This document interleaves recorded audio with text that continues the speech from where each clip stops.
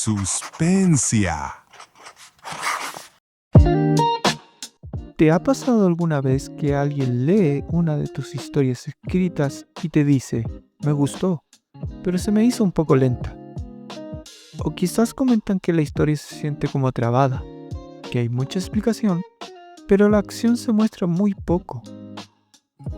Pues bien, eso se debe en gran parte a que estás teniendo problemas con el ritmo narrativo. Una parte fundamental para que tu lector no se aburra cuando está leyendo las páginas de tu historia. Pero, ¿qué es el ritmo narrativo? El ritmo narrativo es la velocidad con la que la historia avanza. A veces es rápido y suceden muchas cosas. Otras es lento y la historia se detiene para observar los detalles o reflexionar sobre los sentimientos. Por ejemplo, si el personaje está en medio de una persecución, todo ocurre en pocos minutos y el ritmo se siente acelerado. En cambio, si el personaje se queda pensando o describiendo el lugar con calma, el ritmo lógicamente se percibe más pausado. Por eso, hoy te mostraremos un método de edición visual muy útil para identificar y corregir problemas de ritmo en tus historias. Los problemas de ritmo, por lo general, comienzan cuando el autor padece la conocida maldición del conocimiento.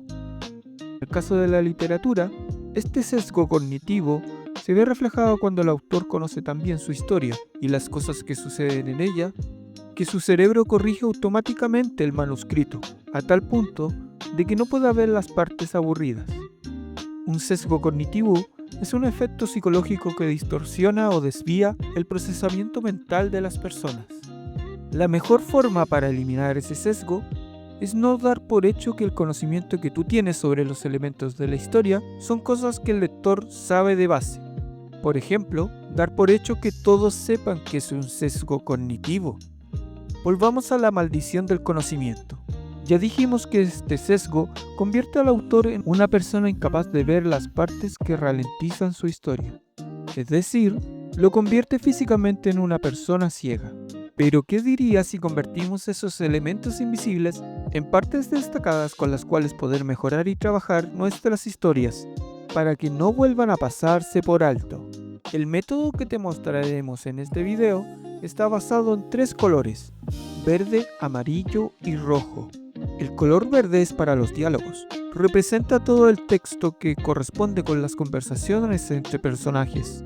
Es el más fácil de identificar porque se enmarca con guiones largos al inicio de cada intervención. El diálogo le da agilidad a un texto y aporta inmediatez, lo cual es muy importante para la construcción de escenas. El amarillo se utiliza para describir las acciones físicas de los personajes y el entorno. Piensa en todo lo que una cámara de video podría capturar: movimientos, gestos, descripciones de objetos, lugares, y también lo que se percibe con los 5 sentidos: olores, sabores, texturas. El rojo, en cambio, abarca todo lo que sucede dentro de la cabeza de un personaje, o la información que el narrador proporciona fuera del momento presente. Esto incluye pensamientos, sentimientos, monólogos internos, resúmenes de eventos, flashback y detalles sobre la construcción del mundo o el pasado de la historia. El texto en rojo es poner pausa en la trama, ya que detiene el avance del tiempo y espacio para ofrecer profundidad o contexto. Cada autor, por lo general, determina un estilo propio de estructura para poder contar la historia. Mientras que en el terror se privilegian los diálogos y las descripciones viscerales del escenario, en fantasía se ve más presente lo interno y la construcción del mundo. Pongamos un ejemplo. En esta imagen podemos ver 4 páginas de una historia de Stephen King, en las que el color rojo predomina frente a los otros colores. Esto se debe a que la historia se centra en la psicología de los personajes. El uso de los pensamientos y reflexiones se utiliza una mayor cantidad de veces porque esa historia lo necesita. En cambio, en esta otra imagen, King utiliza una mayor cantidad de verde. Y eso es porque necesita darle velocidad a una escena en la cual un personaje debe ser detenido cuanto antes. En ambos casos hablamos del mismo autor, pero con enfoques diferentes para cada historia. Entonces, Lo primero que deberías hacer al momento de utilizar este sistema es determinar qué tipo de historia quieres contar. De esta manera, podrás utilizar el verde para acelerar las escenas o el rojo para ir pausando los momentos donde el lector debe comprender mejor a nuestros personajes o a su mundo. Resaltar estas partes de la historia en colores no solo te ayudará a acelerar o detener el ritmo de la narración, también te ayudará a poder identificar 3 posibles problemas. Estos problemas serán visibles en tu texto porque serán secciones largas de un solo color. A estas secciones se les conoce como muros o bloques narrativos. El primero de estos bloques es el más tramposo de detectar, porque está dentro del color verde, lo que a simple vista se podría interpretar como que la historia está avanzando y que no hay ningún problema con eso. Pero eso es falso. Sí hay un problema, y uno muy importante. En este bloque puede haber páginas de diálogo sin acción ni pensamientos, lo cual transforma a esta interacción de personajes en un fenómeno narrativo conocido como el síndrome de la pared blanca o el síndrome de las cabezas flotantes, que básicamente es cuando 2 o más personajes hablan y hablan en una escena que parece no contener nada, ni escenario, ni estímulos, objetos, sensaciones ni nada. Solo 2 cabezas flotando en una habitación completamente blanca y vacía.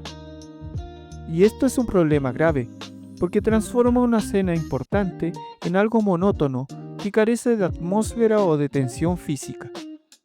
Para solucionar este problema, lo más recomendable es agregarle acción amarilla. De esta manera los personajes podrán estar anclados a un espacio físico real. Utiliza verbos, sensaciones o haz que interactúen con el propio escenario. El siguiente problema es el bloque amarillo.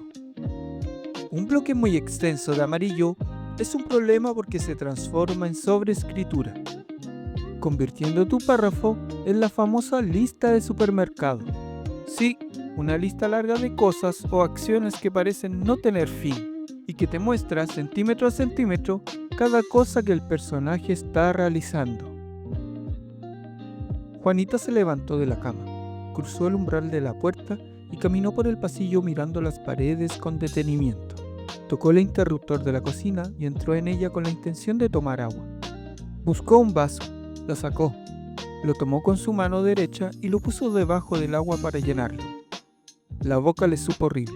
Escupió el agua justo antes de ver de reojo algo que se movía por la ventana que daba hacia el patio trasero. Detalles innecesarios que no aportan nada a la historia ni a la resolución del conflicto. La solución para esto sería asociar estas acciones a algún tipo de emoción relacionada con los sentimientos internos del personaje. Juanita se levantó de golpe. La ansiedad le había robado todo el sueño. Cruzó el pasillo a oscuras, guiándose por la memoria. Llegó a la cocina con la garganta áspera. Abrió la llave con la mano temblorosa. Bebió y escupió al instante, como si el agua tuviera un gusto a metal oxidado. Se quedó inmóvil, escuchando con atención los sonidos cerca de ella. Entonces, por el rabillo del ojo, algo cruzó afuera de la ventana del patio trasero. El último bloque que puede aparecer en tu texto es el color rojo. Esta pared se le conoce como el vertedero o volcado de información, también conocido como el infodumping, el cual aparece cuando el autor realiza una entrega excesiva y desordenada de detalles como antecedentes, descripciones técnicas o historia del mundo. Muchas personas tienen la falsa idea que contar nunca es algo bueno para tu historia y que toda la información debería ser mostrada. Pero recuerda que el texto rojo nos permite pausar la acción para darle profundidad a las cosas. Le da la oportunidad a los personajes de poder reaccionar a las cosas que acaban de suceder, además de permitirle al lector descansar y analizar la acción de la historia. Es inevitable que, si le agregas demasiado rojo a los párrafos, tu historia sumará demasiados kilos y se convertirá en un texto pesado de leer. La mejor forma para mejorar esto es pensar y analizar si en esta parte de tu historia estás resumiendo cosas o las estás desarrollando en la página. ¿Estás, por ejemplo, explicando cosas que podrías mostrar de forma dramática? En estos casos, el desarrollo del drama en la escena es casi siempre la mejor opción que puedes elegir. Un personaje que actúa la escena siempre será mejor que un narrador que solo la cuenta. Ahora que ya tienes tus bloques con colores y has determinado dónde están ubicados, ¿cómo saber cuál es el equilibrio perfecto de colores en tu historia? ¿Existe alguna fórmula para el éxito? Y la respuesta lamentablemente es que no. No hay un porcentaje perfecto que puedas imitar para alcanzar el éxito con tu novela.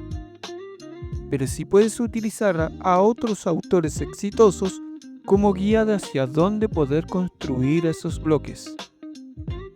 Veamos a Brandon Sanderson. A simple vista podemos ver cómo en fantasía se recurre más a los escenarios, pensamientos o reflexiones para anclar al lector a un mundo que debe sentirse real. Es un comienzo que se podría decir tranquilo, uno que se encarga de presentarnos al personaje, no en mostrarnos la acción desde el comienzo. El equilibrio en cómo usas estos colores puede llegar a determinar, con el tiempo, tu propio estilo de escritura. Así que vuelve a esas historias de las cuales te inspiras o que te marcaron como escritor y ve qué estructuras de colores utiliza para darle ritmo a su narración. Pero recuerda que incluso un capítulo o una historia bien equilibrada en colores no salvarán una historia que el lector esté aburrido de terminar. Por eso, cualquiera que sea tu combinación de colores, hazla en función a tu historia, no en base a porcentajes. Y muchas gracias por llegar hasta el final del video. Si te gustó, no olvides dejar tu like, suscribirte y comenta abajo si conocías este sistema o si te ha ayudado a mejorar ese texto que aún no terminabas de editar. Yo soy Kinan y esto ha sido Suspensia, fantasía, suspenso y ciencia.